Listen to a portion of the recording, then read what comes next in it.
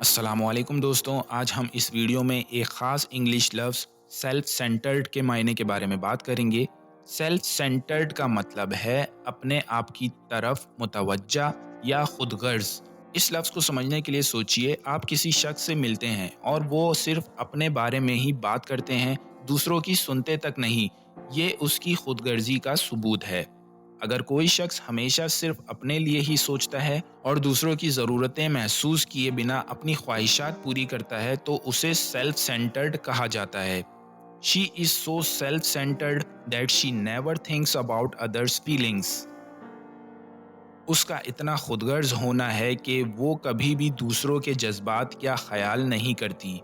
तो दोस्तों, ये था सेल्फ सेंटर्ड लफ्ज़ का मतलब। उम्मीद है अब आपको समझ में आ गया होगा। मिलते हैं नेक्स्ट वीडियो में। शुक्रिया।